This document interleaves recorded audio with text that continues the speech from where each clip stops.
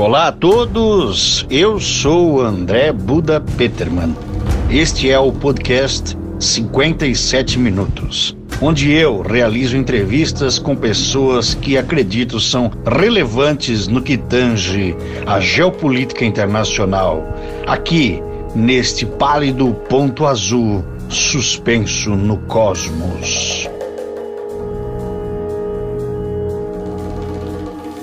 Começando mais uns 57 minutos, hoje eu estou aqui com meu amigo Paulo Baron, 30 anos, morou 4 anos no Tocantins, é isso, Paulo? É isso aí, Buda. Agradeço aí o convite aí para contar a história de um pouco do que eu passei nesses 4 anos lá no Tocantins.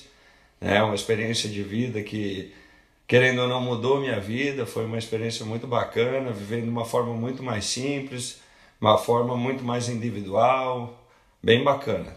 Basicamente, eu queria te perguntar, assim, tu é natural de Brusque, te conheço há alguns anos já aqui, a gente mora na mesma cidade, e tu decidiu em 2017 que tu ia sair aqui de Brusque e tu ia morar lá no Tocantins, mais precisamente ali no Jalapão. Isso, na verdade, tudo começou com uma viagem de pescaria com o meu pai em 2009, com um grupo de Brusque, que a gente foi até perto da Ilha do Bananal, na Lagoa da Confusão. E quando eu cheguei na cidade capital, Palmas, capital do Tocantins, na verdade, eu fiquei surpreso com a qualidade de vida que tem lá, com a infraestrutura da cidade, que na verdade é uma cidade tão bonita e que acaba que não aparece muito no nosso cotidiano. É uma cidade que tem muito a crescer, uma cidade que apenas tem 31 anos, é de 89, o estado do Tocantins foi constituído na Constituinte de 88, né? Siqueira Campos foi o grande mentor dessa emancipação do estado do Tocantins. Então, quando eu cheguei lá, fiquei maravilhado com a qualidade de vida que existia naquela cidade, tanto de segurança, tanto até em vias públicas, né? Porque lá acaba que são 4 pistas indo e voltando, então você não tem trânsito numa cidade que é uma capital brasileira, o que é bem comum até em cidades como a nossa aqui em Brusque, ter trânsito de final de tarde. Lá a gente acaba que não tem isso. E Palmas aí, é uma cidade planejada? Planejada, é uma cidade planejada. A partir de Brasília, foi usado basicamente o mesmo projeto de Brasília. Só não é asa sul, asa norte. Lá a gente tem setor sul, setor norte. Então não é como um avião, mas é no mesmo sentido da cidade, né? Norte-sul, leste-oeste, né? São todas quadras, 2 vias principais, Teutônio Segurado e JK, Juscelino Kubitschek, que são as principais ruas da cidade. Lá tem aquela mesma distribuição de Brasília, que num lado da cidade estão os hotéis, no outro está outros tipos de serviços. Ele tem essa distribuição por setor De certa forma, sim, mas muito menos rigoroso como é Brasília. Brasília é mais rigoroso porque existem diversas atividades que não podem ser instaladas em vários lugares da cidade. E Palmas tem um controle, mas não é tão agressivo assim, né? É mais simplificado, vamos dizer assim. Mas existe sim. Bom, mas então basicamente tu foi para o Tocantins, fosse para Palmas, né? Sim. E antes já tu conhecia ali o Jalapão e a Ilha do Bananal. Nessa viagem em 2009 tu foi para lá e mais uma vez também em 2016, né? Daí depois de 2016 eu, como ando de Jeep há muito tempo, sou do off-road, sempre gostei muito de pescar. E essas duas, vamos dizer, esses 2 lazeres que eu faço e que eu sempre gostei de fazer me levaram para vários lugares muito bonitos. Até que mudei para o estado do Tocantins, né? Em 2016 foi fazer uma viagem também com um grupo de Brusque, de off-road, e fizemos uma viagem aí de 7 dias, fomos de caminhonete e voltamos de caminhonete. Ali em diante foi onde eu me senti parte daquilo lá, assim, foi onde eu me senti aberto a viver uma nova experiência na minha vida, até por alguns aspectos pessoais que me disponibilizaram poder fazer isso, me dispuseram, ficou fácil para mim fazer, me desprender de algumas coisas, porque deixar a família nem sempre é tão fácil, mas é bem legal.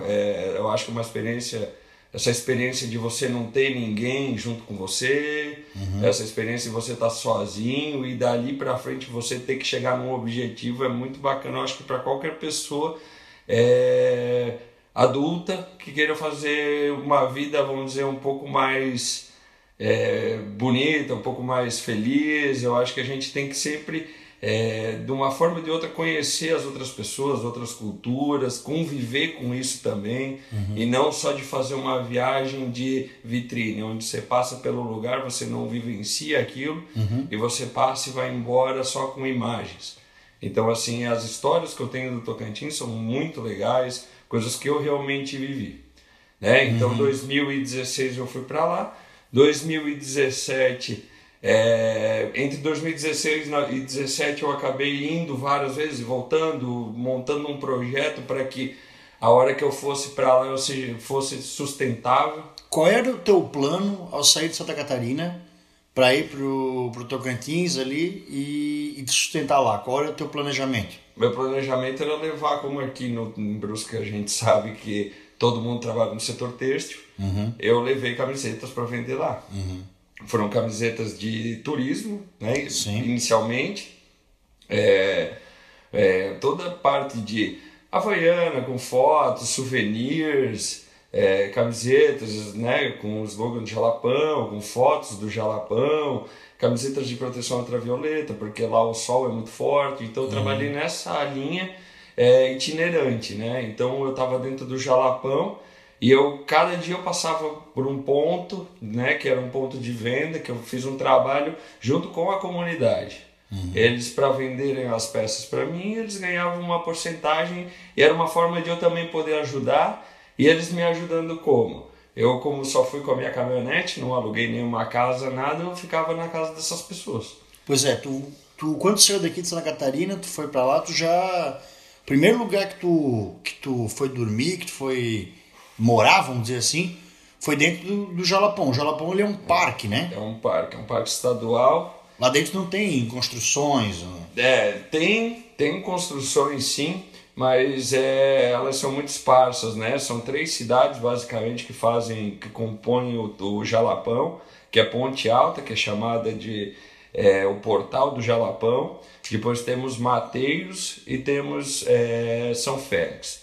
Isso todo dá um contorno de 1.000 quilômetros, de Palmas a Palmas. Saindo de Palmas a Palmas de novo, porque você entra por um lado e sai pelo outro lado do Jalapão. 1.000 quilômetros? 1.000 quilômetros.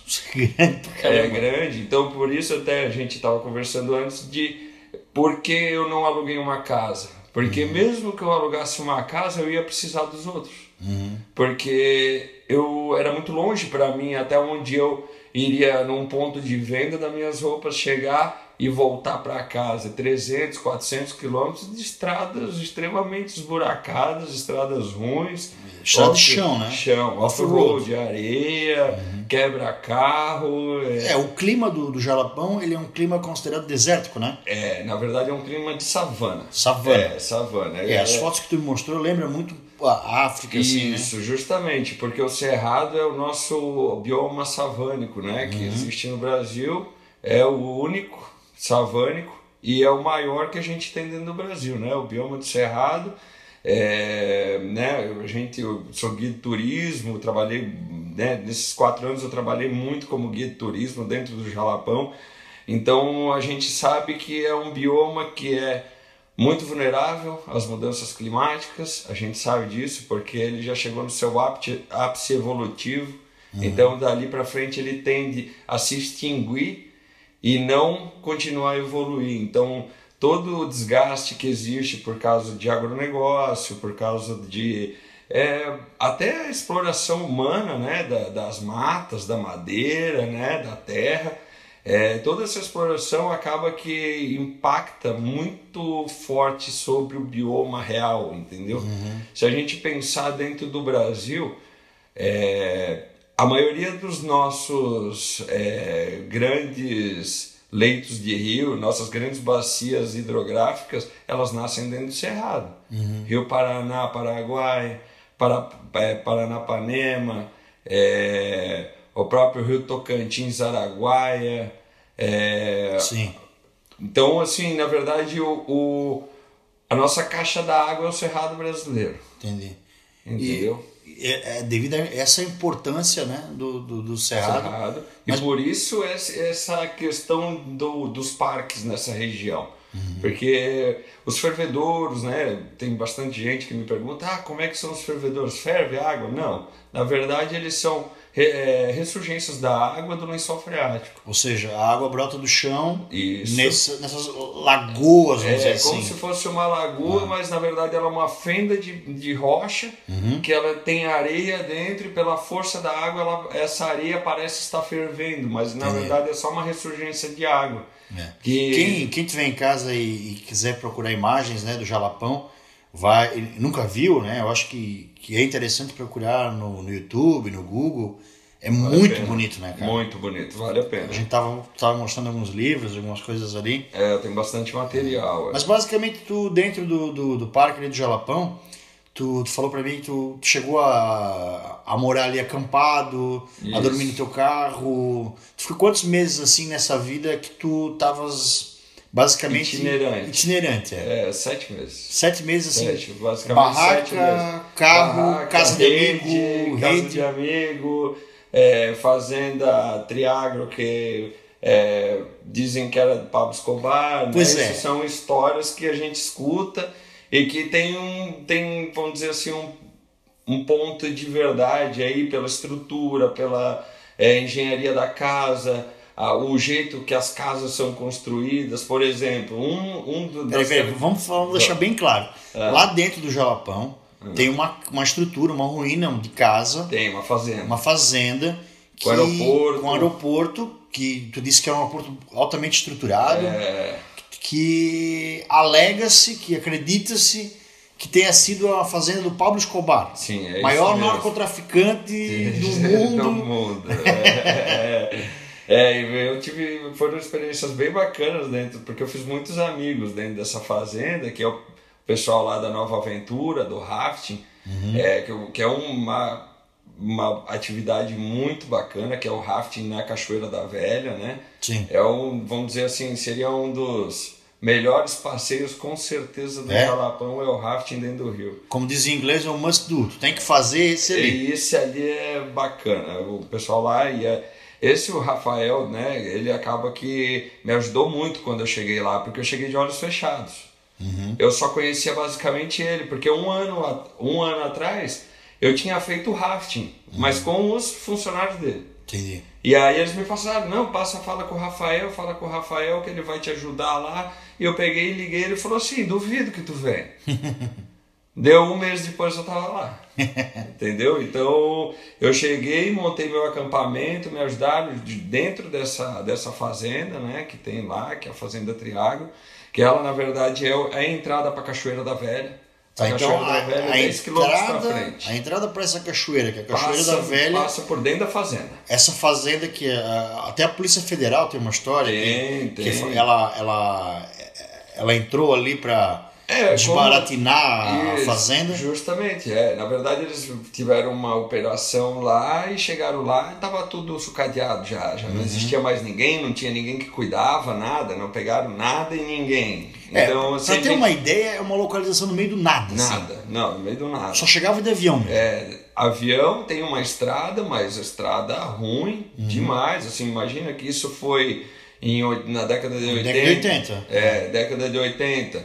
Era um ermo, não tinha nada. Hoje ainda é difícil. Mas se eu quiser ir lá visitar, tu vai me levar lá? Tem diversas empresas que fazem turismo hoje, até aí, se depois quiser botar meu Instagram aí. Sim, vamos colocar. Para passar informação, né? Tem diversas empresas, amigos que trabalham, guias que hoje são da minha família, vamos dizer assim, que a gente acabou que vive tão junto. Porque se pensar no Tocantins, é miscigenação. São pessoas de diversos lugares que foram para lá tentar uma vida melhor. E dessa forma você acaba que você não tem família junto com você. Porque são pessoas, né? São solteiros, adultos, casados, casais, que foram para lá tentar uma vida melhor e que acaba que dessa forma todo mundo tem que virar uma grande família, porque você tem que ter amigos. Tua família, teus amigos, eles estão lá, né? Isso. Mas aí, tipo, o negócio lá que tu desenvolveu foi basicamente isso. Então, o turismo, a venda de roupa... Foi em cima do turismo, 100% turismo. em cima do turismo. Eu fui para trabalhar com turismo, fui trabalhar com pessoas, conhecer pessoas, culturas, inclusive fiz diversas viagens com pessoas que eu levo até hoje junto comigo, viraram amigos meus. Entendeu? Mas aí tu conheceu tudo, trabalhou como guia turístico, estava vendendo merchandising ali. Convivi dentro da lavoura, com os donos de fervedores, meus amigos, ia para a lavoura junto, tirava mandioca, vivendo na chácara, né? Sim. Vivendo, vamos dizer, na fazenda, assim, né? No meio do mato, basicamente. O público, o turismo, né? O público de turismo do Jalapão hoje, né?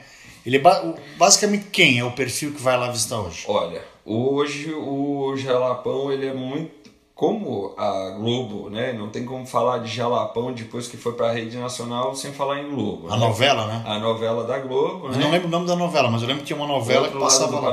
Do outro lado do Paraíso. O outro lado do Paraíso. Eram imagens belíssimas. Belíssimas. Então, foi em 2017, quando estavam gravando a novela, eu cheguei um tempo antes. Uhum. Então, eu acompanhei essa gravação da novela toda, inclusive vários amigos meus trabalharam com os artistas, até porque lá, se você não tem um local com você, né, uma pessoa local, né, um nativo ou alguém que mora lá, pelo menos. Isso, você não dá conta de fazer as coisas, porque 50 quilômetros lá não é 30 minutos.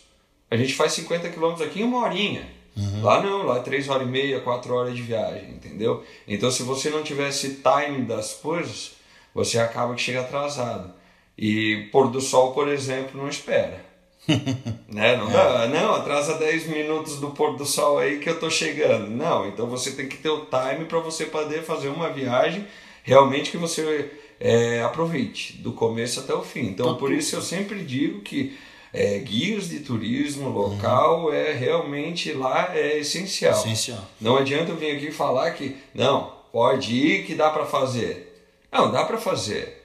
Mas você tem que estar disposto a perder algumas coisas. Sim. Ou ficar muito mais tempo. Uhum. Uma viagem que você faria com um time certinho de 4 dias, quem sabe você vai fazer em 7 e não vai fazer tudo que fez em 4. Sim. Entendeu? Então é uma coisa... tudo tem o seu jeitinho lá. Para você sair da via principal, que é uma rodovia estadual, que é de estrada de chão, né? É de areia, que é a principal estrada do Jalapão, você tem que sair 10, 12 quilômetros para um lado, 10, 12 quilômetros para o outro. Então, por isso que dá esses 1.000 quilômetros, entendeu? Então, tu tem que ter ajuda de um guia, obviamente, para melhorar o teu tempo, para tu aproveitar melhor o teu tempo. Mas, então, assim, depois que a Globo colocou em evidência nacional, vamos dizer assim, o Jalapão, qual era o perfil do turista que chegava lá? Antes da Globo, o perfil era ecoturismo, de aventura, realmente. Aventura. Pessoal que nem tu, que vai lá fazer rafting, que ia lá pescar, que ia lá fazer trilha de jipe. Justo. O aventureiro. Casais, bicicleta. Sim. O aventureiro. Depois que foi para a mídia nacional, que nós tivemos muita... vamos dizer assim... disposição, né? Isso, apareceu muito, começou a virar mais comercial. Hoje existe um turismo comercial. Bem forte. Bem forte. Ainda é um turismo ecológico, é um ecoturismo, mas hoje é um turismo guiado plenamente, do começo ao fim. Antes existiam muitos aventureiros, como eu fui como aventureiro. Nós não tínhamos guia. Sim, tu chegava lá, 4 caminhonetes, tentava ir pro livro, pro mapa e perguntando e conversando e acampando. Tanto que nessa viagem de 4 dias, o que a gente viveu lá eu faço em 2 hoje, porque eu sei o time das coisas. Mas como a gente estava lá para mais andar de carro do que fazer ecoturismo, a gente foi com um grupo de off-road. Então o grupo de off-road quer andar de carro. Quer andar, entrar em trilha, entrar em buraco, atolar carro, tirar carro atolado e assim por diante, acampar na beira de um rio bacana, entendeu? Então, e ainda hoje o Jalapão é o maior destino off-road do Brasil. O Jalapão é o maior destino off-road do Brasil? Assim, Não sabia. tivemos o Rally dos Sertões, que passa lá dentro, Legal. entendeu? Durante vários anos. Temos vários, a Baja Rally faz também. Então tem até empresas que trabalham onde você aluga você aluga a moto de uma empresa e ele te guia de moto lá dentro fazendo off-road, entendeu? Então o maior destino hoje do Brasil de off-road realmente o Jalapão. Legal. Mas então assim, tu falou basicamente brasileiros, né, indo para lá, mas algum turismo internacional, porque o Nordeste é forte turismo internacional. Mas muito pouco. Isso até ainda não abriu essa brecha. Até como eu acompanhava um pouco, assim como eu fiz basicamente só amigos no Jalapão, eu sempre estava dentro de reuniões até da associação, a TTR, junto com o secretário de turismo lá, e foi feito numa feira, né, nessas exposições, né, que tem onde cada país se vende. Eles conseguiram colocar o Tocantins dentro de uma feira dentro da Europa. Legal. Então, quem sabe nos próximos anos a gente comece a ter vamos dizer assim, engatinhando, a gente vai começar a ter um maior turismo europeu, americano, né? Então... Cara, eu te disse, né? O sonho do europeu é ele conhecer um lugar que o amigo dele não foi ainda. E eles gostam, tu já falou, né? Eles gostam, lá no Jalapão tem muita gente indo pra África, que ia visitar o Jalapão. Isso. Que tinha ido o perfil é basicamente o mesmo. Pro Peru. Isso. E eu digo assim, ó, eu já viajei bastante, já conheci muitos lugares, eu sei basicamente o perfil desse turista europeu que vem com a mala de dólar para gastar. É verdade. Eles querem porque ver pra eles diferente. É muito barato. É muito barato. É muito barato. A gente se pensar que a gente vai comer uma galinha caipira num almoço, R$35 por pessoa, a gente já acha um pouquinho, é galinha caipira, mas a gente sabe das dificuldades que tem para esse alimento chegar dentro do Jalapão. Para ele é de graça. E aquilo ali para ele é de graça, vai dar muito pouco, R$5, R$6, né? 5, 6 libras, né? Então... É um absurdo, assim, né? A capacidade econômica perto da nacional, né? A gente só precisa, nessas regiões, colocar um projeto bem forte e estando em inglês. Isso. É a única coisa que eu vejo que precisa pro Brasil inteiro. Isso não é pro Jalapão, pro Nordeste. Concordo. A gente que trabalha com turismo, assim, né? Hoje, na verdade, agora eu tô voltando para Brusque, né? Vou até trabalhar em outro ramo agora. Né, eu vou deixar um pouco de lado, mas penso em fazer temporadas no Tocantins, ir lá fazer as temporadas de turismo, que é uma coisa que eu sempre gostei de fazer e que eu me achei, assim, é uma coisa que realmente eu gosto e sou eu mesmo, eu não preciso me enfeitar, vamos dizer assim, sabe? Então, as experiências que eu tive foram ótimas, assim, para montar o meu moral, para montar a pessoa que eu sou hoje. Até pra mim ter história pra contar, que eu acho que todo mundo tem que ter, né, Bu? Sim. Por isso que estás aqui. Até eu queria te perguntar sobre história pra contar, sobre se enfeitar. Tu teve uma experiência muito legal com a tribo indígena, né? Tu conheceu um amigo teu que te levou pra uma tribo, né? Conta essa história mais ou menos aí pra gente. Eu, numa dessas passagens aí, né, de Jalapão, eu fiz um grande amigo que é o Daniel. Daniel, querendo ou não, ele me apadrinhou dentro de Palmas e dentro do Tocantins. Assim, ele me apresentou várias pessoas que são irmãos até hoje, que a gente se tratava realmente como família. Então, a última janta que eu fiz no Tocantins foi no dia do meu aniversário, foi 9 de março. E foi com essa família, parecia que era uma despedida que nem eu sabia que eu estava voltando para Brusque. Depois começamos com esse negócio do Covid, aí voltei e nunca consegui mais nem juntar essa turma toda, né? Mas logo vai acontecer de novo. Então o Daniel, ele me apresentou várias pessoas. Antônio Neves, que é um repórter local, né? Na época a gente estava trabalhando com a Record News, ele veio com um projeto que se chamava Terra Amazônia, onde eu, jipeiro, ele como repórter e o Pipira como cinegrafista, a gente ia montar um projeto para mostrar o Tocantins, como o Tocantins é. Na TV. Na TV, na Record News, Terra Amazônia. E aí chegou um dia ele, Paulo, eu já fui 1 ou 2 vezes lá pro Retorrocan, que é a dança das Aruanãs que se chama. É uma festa de iniciação dos jovens da tribo Inã Carajá. Inã Carajá. Inã, porque os indígenas eles não gostam do nome índio. Eles acham abusivo, entendeu? Então, porque na verdade é um erro, né? Eles chamaram de índio porque achavam que estavam chegando nas Índias, mas eles não estão nas Índias, né? Eles não são índios, eles são nativos aqui da terra. Sim. E tem o nome deles, né? Que é o Inã Carajá. Inã é índio. Inã como se fosse índio. nativo. Se você quiser chamar um índio, você chama de Inã ao invés de chamar de índio. E Carajá é a tribo deles. Carajá é a tribo deles, entendeu? A aldeia Fontoura foi a aldeia que eu tive mais contato, assim, através do Cláudio Erequina. Ele que quando a gente chegou na aldeia, na verdade a gente chegou à noite em Luciar, no estado do Mato Grosso, depois de 980 quilômetros, 560 quilômetros de estrada de chão, eu rodei a caminhonete 2 vezes na estrada. E tu conhece a minha caminhonete? Sim. Entendeu? Então eu rodei ela no meio da estrada, onde eu olhava era índio chavante, assim, uma coisa bem louca, um negócio bem bacana, assim. Você teve que passar por aqueles pedágios de índio também? Olha, disseram que tinha, eu não peguei nenhum, para te falar bem a verdade. Assim, até a gente parou numa cidade antes de entrar nessas áreas indígenas aí.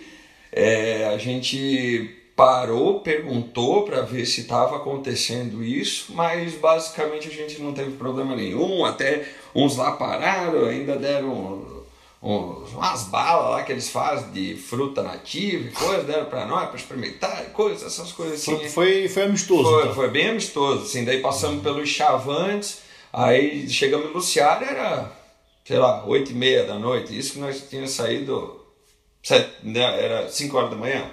Foi longa viagem. Saiu de onde? De Palmas, de Palmas até Luciara, no Mato Grosso. Porque na época das chuvas, que é a época desse ritual do Aruanã, a Ilha do Bananal, eu não vou até comentar um pouco da história da Ilha do Bananal. A Ilha do Bananal é a maior ilha fluvial do mundo. E é onde está a tribo Inã Carajá. Inã Carajá. Os Carajás, os Chavantes, Tu entrou nessa ilha de balsa?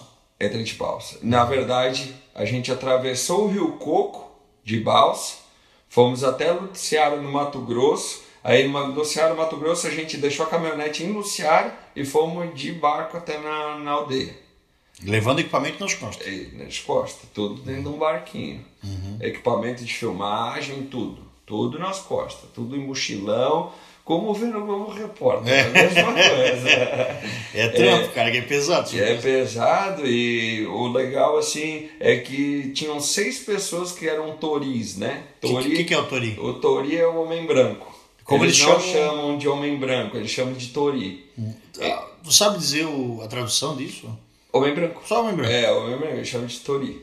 Eu acho que mesmo que eles tivessem outro, eles não iam falar. Porque como a gente chamava eles de índio, eles chamavam de tori. Não deve ser uma coisa boa. No gibi do Chico Bento tem o Papa Banana, que é o índio o índio deles, né? Não, Papacapim. E ele chama o homem branco de Caraíba, né? Mas só que a gente se esquece de uma coisa. Tinha tanto povo indígena no Brasil que eles tinham vários idiomas e línguas. Lógico. Então, o Inã Carajá, na verdade, a Ilha do Bananal são 4 ou 5 etnias que tem lá dentro. Etnias, etnia é realmente alemão, italiano, japonês, chinês, eles são diferentes.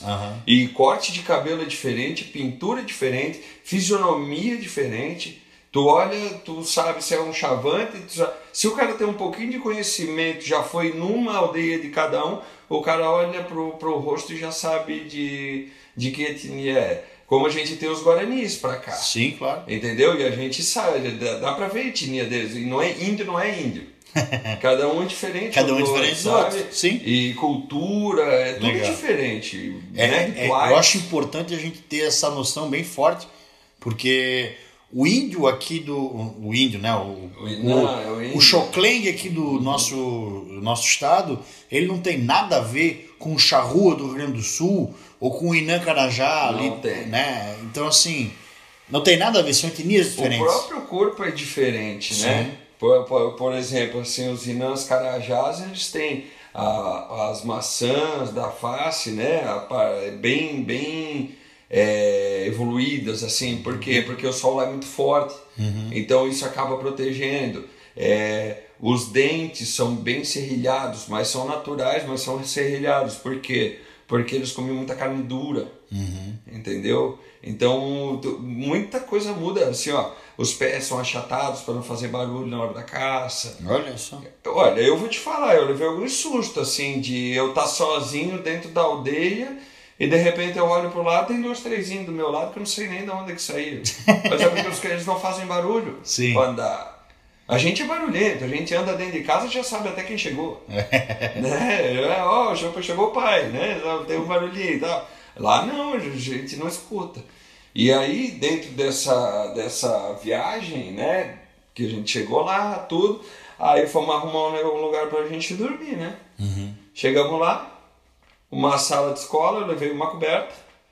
Eu pensei, né? Sei lá, pelo menos um colchonetezinho, né? Uma escola de alvenaria, assim. Escola de alvenaria. E cheguei na escola, não tinha nada. Dormi 5 dias, foram 4 noites em cima do meu cobertor. Só porque era calor, né? Calor. Aí tu não precisa se tampar. Sim. Aí, mas banho de rio, não tem chuveiro, não tem nada, assim, é bem diferente.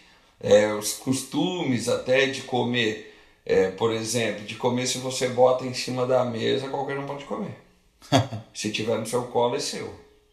Eles não têm noção de propriedade. Não tem noção de propriedade, porque é comunidade. É comunitário, é uma vida comunitária. Tudo que você mata, você divide com o resto. Entendeu? Tanto que quem hoje, como o Tori, ele está influenciando muito na vida indígena, hoje eles têm celular, eles jogam futebol, tomam cerveja, tem barzinho, tomam cachaça, então eles têm acesso a isso. Isso está acontecendo, está tendo vários problemas, acaba que tem problemas dentro da aldeia. Um que eu comentei contigo antes é o lixo. Por que a aldeia indígena tem papel de bala no chão, tem plástico de bolacha, tem plástico de macarrão?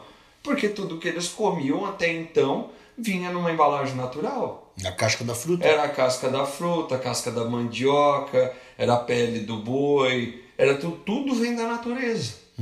E acabou que eles acharam que o plástico da bolachinha que eles comem ia assumir como uma casca de banana. Eles não têm noção que aquilo ali não é biodegradável? Justamente, eles não têm nem esse conhecimento.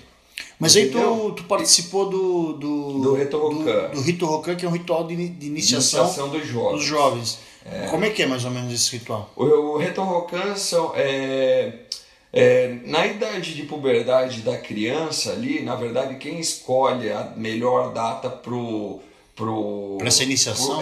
Para o Aruanã, que se chama, que é a criança, que é para a iniciação, que são homens, porque eles têm uma sociedade majoritariamente masculina. Quem manda é o cacique, ele que manda, quem é que diz que para casar com quem é ele, pronto. Se passar pelo cacique, tá tudo certo. É um patriarcado bem patriarcal forte. Bem forte, assim. Essas crianças, elas têm um ritual de 15 dias. 15 dias, São 7 dias que eles aprendem a lavoura com as mulheres juntos, como é que eles têm que tratar a mulher, porque por mais que seja patriarcal, eles não são ofensivos com as mulheres, muito pelo contrário, eles são bem afetivos, entendeu? Eles gostam muito das suas mulheres, e eles têm essa coisa de que eu sou homem, eu tenho que fazer o melhor para minha família. É isso, eles têm esse tino do negócio, assim, eles são... como é que eu posso dizer? Eles têm esse sentimento de que eles precisam proteger, dar carinho. Isso, dar carinho e tal. E então, Quem decide tudo pela família é realmente o pai. O provedor. O provedor, Então, essas crianças nos primeiros 7 dias, elas entram, né, nesse de estudos sobre a própria cultura, que os homens são os detentores do segredo de Aruanã. O segredo de Aruanã é o segredo da vida. Como você vai tocar a sua vida tendo uma mulher do seu lado, tendo filhos? Se você chegar sendo um pajé ou sendo um cacique, como é que você vai fazer isso? E esse segredo é o segredo do homem. Só o homem sabe, a mulher não pode saber. Entendeu? Então isso não é passado para as mulheres. O segredo de Aruanã é só no Reto Rocan que é passado de geração para geração. Isso é só uma cultura oral, né? Não tem nada escrito. Nada. Oral. Cacique, pajé, sentam lá com a criançada e na língua deles eles vão ensinando tudo. Então esses 7 dias primeiros é de estudo. Então, estudo da terra, aprender na língua deles, tu falou, eles falam basicamente da língua deles. É difícil eles falar português? É difícil. E quando é português é bem travado, assim, é um português bem restrito. É uma tribo, então, assim, que ela pode dizer que ela está bem preservada, a cultura deles. Tá, com certeza tá. Até quem quiser procurar aí na internet, tem Reto Rocan, Inã Carajá, Aldeia Fontoura, Aldeia Santa Isabel, são aldeias bem famosas, assim. Só que elas não têm estrutura turística. Entendeu? Então, assim, se você quiser ir lá conhecer isso, de alguma forma você tem que ter um conhecido para que o cacique te libere para você poder acompanhar isso, entendeu? Entendi. Então, eu tenho nome, né? Carajá, fiz alguns trabalhos para eles, bem bacanas. Mas aí tu tava no meio 7 dias, primeiros 7 dias. Eles vão receber todos esses ensinamentos do cacique, do pajé? No 8º dia é onde as crianças elas são pintadas, vestidas de Aruanã. Aruanã, para quem não sabe, é um peixe. É um peixe, né? Nativo do Rio Araguaia e tal.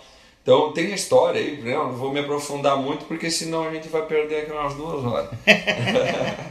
Mas assim, 8º dia, dali para frente do 8º dia ao 15º dia, que são, vão ser mais 7 dias, né? Dali para frente, né? O 9º até o 15º dia, essas crianças, as mulheres não podem ver eles. Eles ficam escondidos. Escondidos. Na verdade, eles constroem durante o ritual do 8º dia, eles constroem uma casa que se chama Casa de Aruanã, que nenhuma mulher pode chegar perto. Quem constrói? Os garotos? Ou... Não, todos juntos, todos os homens. Assim, eles montam uma casa de 6 metros de altura, né? 6 metros de altura, todo de uma hora para outra. Se é uma coisa de 45 minutos, tá tudo montado. Uma coisa incrível. Aí é uma casa grande, que é a casa do Aruanã, essas de 6 metros de um lado, e a casa pequena, que ela não dá 1,5 metro de altura, só entra para comer. E ali eles fazem um corredor de palha, onde essas crianças passam ali. Só que elas passam vestido de Aruanã, elas não podem mostrar o rosto. Que é aquela roupa com palha e coisa. Isso, que eu te mostrei nas fotos ali. Imitando o peixe. Isso. Né, com a dança, eles dançam, cantam o tempo inteiro durante esses 15 dias. Durante esse período não pode ter nada da cultura tori. Então, a cultura do homem branco. Do homem branco. Não pode ter música tocando, não pode ter bar aberto, não pode ter jogo de futebol, não pode ter jogo de vôlei. E a música não é uma JBL, eles estão cantando. Cantando. Não tem caixa de som. Não, cantando o tempo inteiro.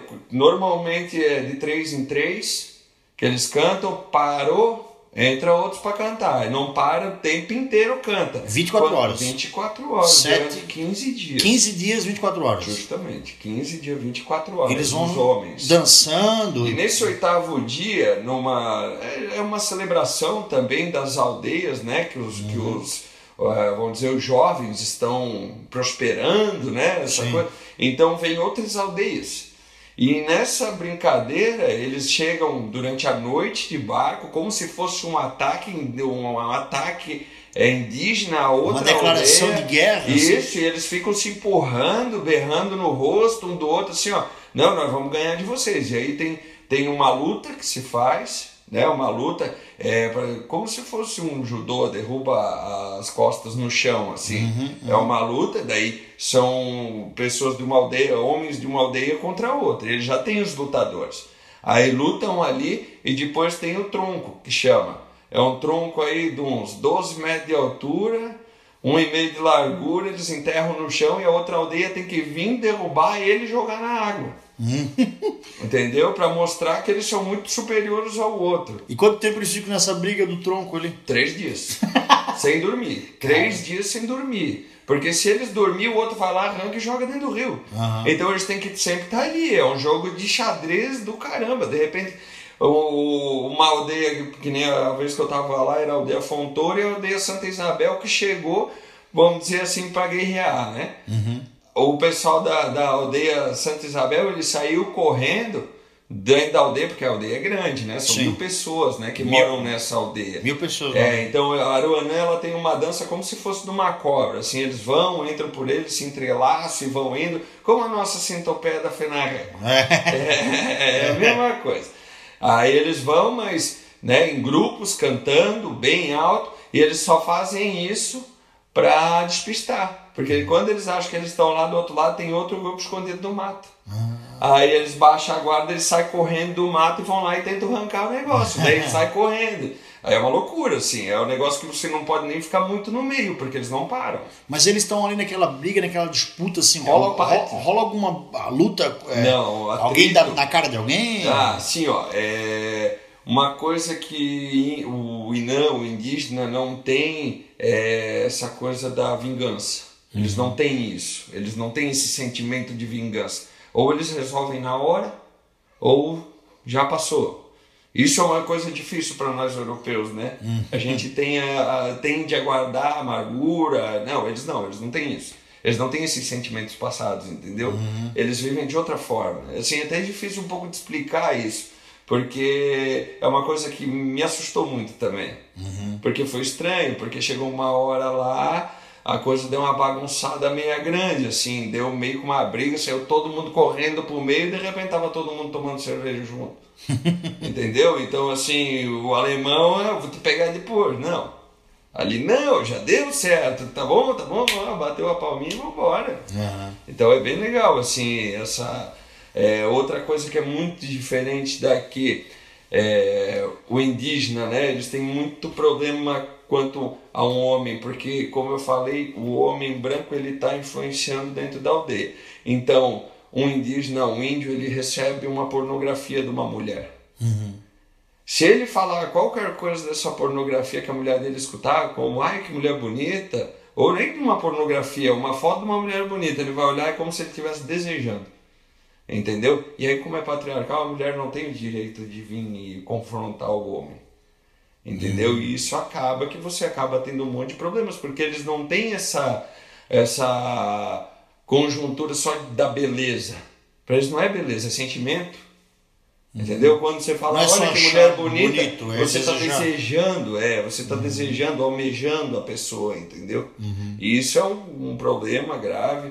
Outro problema grave que tem dentro das aldeias, até quando eu tive uma reunião com o governador do estado de Tocantins, junto com os indígenas lá no Palácio da Araguaia, tanto quanto tempo ósseo. Os jovens têm muito tempo ósseo e o que está acontecendo? Suicídio. Eles não têm nada para fazer, eles não têm estudo, eles não têm nada para fazer, eles não têm uma perspectiva de futuro. Não tem uma perspectiva de futuro, não tem nada.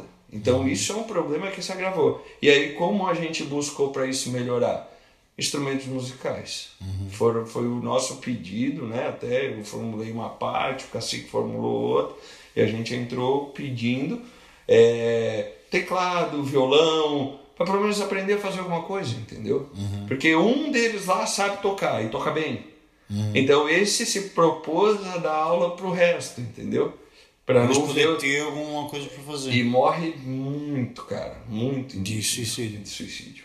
Muito. Isso é até triste, assim, ó, tipo coisa de 3, 4 por mês. Nossa. É bem grave, o problema de suicídio é bem grave, assim. Mas quanto assim ao ritual ali, né? Sim. Tava explicando assim. O Reto Rocan, vamos voltar lá. Vamos terminar as lutas, né? As lutas acontecendo, esses meninos eles ficam mais 7 dias só com os homens, aí realmente só com os homens aprendendo a caçar, fazer flecha, navegar, e dentro desses 7 dias é um teste para cada um dos jovens.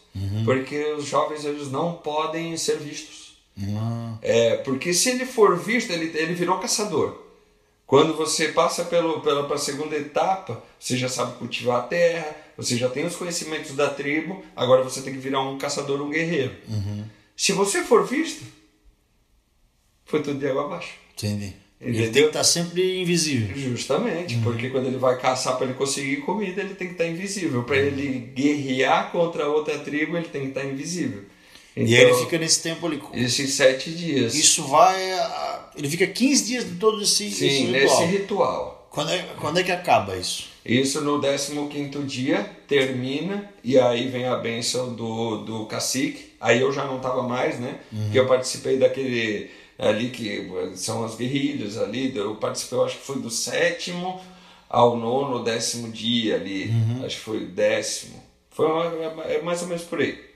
Então, no 15º dia eu já não estava mais lá, né? Mas eu tenho fotos até, e daí ele recebe a bênção do cacique do pajé, e dali pra frente ele pode pedir uma mulher para casar.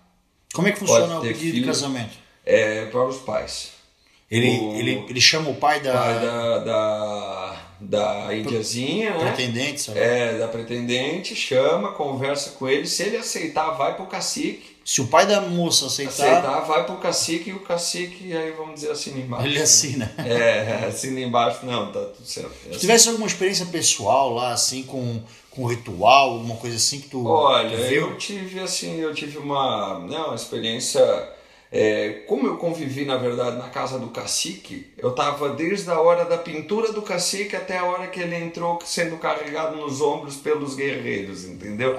Então eu estava o tempo inteiro ali, até porque a gente estava fazendo uma reportagem sobre. E aí quem é a estrela do negócio? O cacique. Entendeu? Ele que é vamos dizer assim, eram 2 pessoas. Quando eu conheci ele, eu falei, pô, esse é o cacique, tá? Pô, bacana, né?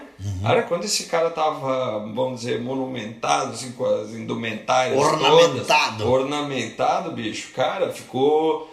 O cara era outra relação, assim, sabe? O cara, ele parece que... ele ganha poder psicológico que seja, entendeu? Mas ele sim, fica diferente. Ele é uma entidade aí. Ele é uma entidade. E todo mundo respeita muito, muito mesmo. Quando ele não está ornamentado, tudo bem, assim. Agora, que nem quando ele está ornamentado, quando ele passa na aldeia, as mulheres baixam a cabeça. Entendeu? Ele é o Aruanã, né? Ele é o detentor do segredo de Aruanã. Ele é o comandante geral do negócio. E ele te passou algum ensinamento, alguma coisa? Assim, a gente conviveu junto, até tenho ele como amigo, né? Então, o Kleb, cara, assim, são pessoas bacanas, assim, ensinamentos. Olha, eu acho que experiências, vamos dizer, até dificuldade de linguagem, porque eles falam português, mas é meio puxado. É diferente, porque às vezes eles não conseguem fazer uma conjuntura verbal que tu entenda o que ele quer te falar, entendeu? Então é difícil, o vocabulário é muito reduzido, é pouca, vamos dizer, pouca palavra no vocabulário mesmo, ele não tem vocabulário para falar, então ele não consegue conjugar verbo, e fica tudo meio errado, entendeu? Eu queria que tu desse uma falada sobre aquela história da lenda e da pedra. Eu até esqueci de procurar o nome do gordinho ali, no caso do gordinho, né? Não, é porque dentro da cultura Inã-Carajá, eles na verdade eles vieram da água, de um buraco que existe no meio da mata, que eles não falam pra ninguém onde é que é. Eles dizem que é um lugar sagrado deles. O povo deles, na mitologia deles, saiu da água de um buraco na terra. No meio da mata. No meio da mata. E aí hoje nesse buraco tem uma pedra tampando esse buraco. E essa pedra que tem um nome que depois tu vai botar na descrição lá do áudio. Sim. Era um gordinho, que ele foi tentar sair e não conseguiu. Ele ficou entalado. Entalou. Entalado. Aí todo mundo ri. Quando o cara é meio gordinho, ele chama desse nome que eu não vou lembrar agora, que é um nome bem diferente. É bem bacana a historinha, assim.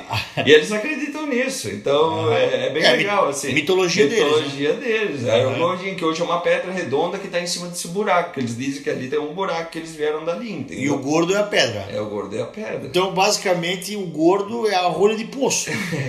Bem isso aí. Ela trancou a passagem desse mundo para outro mundo. Das águas para o mundo terrestre, entendeu? Ali é a ligação do Inã com a água. É o Carajá, né? Então, assim, cara, que interessante eles falarem que eles vieram da água, porque existe uma teoria da evolutiva do ser humano que, por exemplo, por que a gente tem cabelo só no topo da cabeça? Por que a gente não tem cabelo da barba para baixo, por exemplo? A gente tem pelo, tudo, né? Mas é pouco. Por que a gente tem o topo da cabeça tão cheio de cabelo? Porque num determinado momento da nossa história, o ser humano ele vivia nos rios, só com a cabeça para fora. Então dentro da água, o sol não te queimava, porque tu estava com a cabeça só com a cabeça para fora.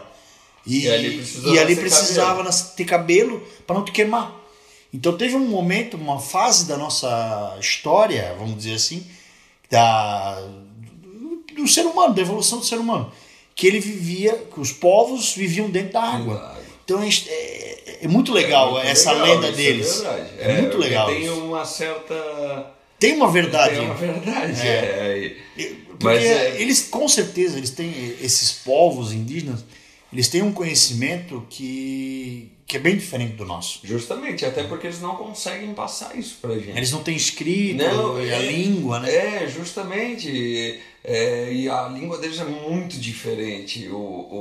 A dicção é muito diferente da nossa. Tu sabe dizer alguma coisa? Eu tenho assim, que eu lembro, obrigado, como se fosse, que nem tu falou, a aloha no Havaí, é a uire.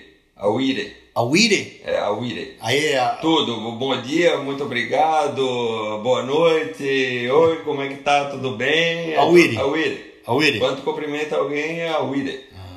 Então é isso aí. Aí cerveja é bichi-bichi. Bichi-bichi. Você tem que saber pedir, né?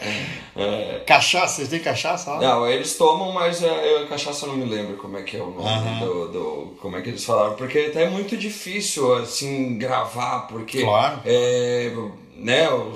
A escrita é totalmente diferente. Tu passou pouco tempo lá também? Também, pouco tempo. Eu convivi mais, eles até indo até Palmas, né? Ajudando, porque eles gostam muito de jogar futebol. Futebol é o esporte que eles mais amam. Mulher gosta de jogar futebol, homem joga futebol o tempo inteiro. Campeonato entre aldeias indígenas é a paixão da aldeia, é o futebol. Aí eles fazem muito esses peneirão, né, para time, né, como no norte tem muito peneirão para time famoso, né. Eu levei até a filha e o genro do cacique para fazer. Foi pro Esporte Recife? Esporte Recife e o Inter. Se eu não me engano foi Inter. Então eles fazem esse peneirão, né? Eles contratam o olheiro, vai lá pra cima, faz o peneirão, vai lá, faz a inscrição e aí eles jogam. Se der certo e encaminhar, aí eles continuam a vida, né? Aí depois dessa tua experiência com a tribo, tu continuou a tua vida, ficasse ali, foi o quê? Quantos dias tu passou ali? Ali onde? Na tribo? Na tribo, 5 dias. Só que aí tu fez mais alguma... A tribo fica na Ilha do Bananal, né? Na Ilha do Bananal. Sabe dizer mais ou menos de ponta a ponta quantos quilômetros, assim? Cara, se eu não me engano, tem 390 quilômetros. É grande, é bem grande. Não, é a maior ilha do mundo, ilha fluvial do mundo. Maior ilha fluvial do mundo. Ou seja, rio. Em cima de um rio, dentro de um rio, isso. É a maior ilha que existe. Isso. Ela é banhada pelo Rio do Coco e Rio Araguaia. O Rio do Coco eu nunca tinha ouvido falar. E Rio Araguaia é famoso. Na verdade é um braço do Araguaia, né? Só que chama de Rio do Coco, né? Ele é um braço que ele se une lá na frente de novo. Ali tem Rio Chavaés, aquilo ali é um rio em cima do outro, né? Cara, 300 quilômetros de ilha. 390 quilômetros. Praticamente 400 quilômetros de ilha dentro do rio. Dentro do rio. Na verdade é um espaço de terra que tem 2 rios que acabam deixando isso isolado, né? Uhum. E aí, como é Rio Araguaia, é Rio Coco, esses são rios muito grandes. É tipo então, a Babilônia, né? Que é entre Babilônia, onde hoje é o Iraque, tá na Bíblia, inclusive, é a terra entre rios, Babilônia, quer dizer, entre o rio Tigre e o rio Eufrates. Só que a extensão é muito maior, mas a lógica é a mesma. Sim, a lógica é a mesma. Então, e ali aí dentro da Ilha do Bananal você tem o Hotel JK, né? Já foi visitado por as ruínas do Hotel JK. Justamente, hoje ruínas, mas que era bem famoso. Então, se pegar ali a década de 90, Globo Repórter, tinha muito material da Ilha do Bananal, tanto que Príncipe Charles veio para a Ilha do Bananal, aí tem mais o Getúlio Vargas ficava muito lá. Então, o próprio Juscelino, né? JK é Juscelino Kubitschek, justamente, né? Justamente. É que aqui no sul do Brasil a gente acaba que não tem muito relação com esse negócio de JK, mas se você passa do Goiás para cima, toda cidade tem uma rua que se chama JK. Entendeu? O estilo de governo dele era esse, era 5 anos em 5, e 50 anos em 5, e governar e construir estradas, as frases dele. Justamente. Então, assim, se você pegar Brasília, tem JK, Avenida JK, tem Palmas, tem Avenida JK, Goiânia tem Avenida JK, e sempre são as principais. Então, isso é uma coisa para quem nunca conheceu tanto o norte do país, são coisas bem, bem legais, assim, que a gente acaba vendo muito lá em cima e aqui embaixo, no sul do Brasil, a gente acaba que não tem tanto contato com isso. Porque como a devida proximidade ali com Brasília, e ele construiu Brasília, então ele tem um papel muito importante ali, né? Sim. Enorme. Ele é o patrocinador daquela região. Com certeza. Assim. Quando ele que fez o desenvolvimento, né, local ali, né? Tanto que se a gente olhar no macro, assim, o Goiás, antes de 88, né, tinha Brasília dentro, que hoje é Distrito Federal, dentro do Goiás. Certo? São terras goianas que viraram o Distrito Federal. Tocantins, terras goianas, era o norte do Goiás que virou Tocantins a partir de 88. Então, querendo ou não, o foco do governo naquela época foi o quê? Realmente desenvolver o centro do Brasil. Como eu morei lá no Tocantins e eu sempre viajei, eu fiz, se eu não me engano, foram 16 vezes ida e volta de Tocantins para Santa para Brusque. Então, viagem pra caramba, ida e volta, bem pancada. Assim. Tu viveu bem isso aí. Mas, Paulo, eu vou deixar os minutos finais para tu dar um agradecimento. A gente está completando aqui a nossa entrevista os 57 minutos. Show de bola. E eu tenho certeza que a gente tem tempo para mais uma, né? Tem, com certeza. Ou até mais do que uma. São 4 anos, né? Mas eu te deixo o agradecimento final e depois eu encerro a entrevista. Eu queria agradecer até a tia André Buda aí, que me deu essa oportunidade, que tem bastante gente sempre me pergunta, e aí, como é que foi lá? Quem sabe aí tem um resumo do que eu vi, do que eu passei. Até agradecer aí minha família, que sempre esteve do meu lado, que me apoiaram desde o começo, né? Minha esposa também, Sara, meu irmão, a galera toda aí, os amigos do Doberro aí que sempre estão com a gente também. Valeu, Paulo. Valeu, irmão. Esse foi 57 minutos com Paulo Baron na rede podcasts, a podosfera do Berrocast.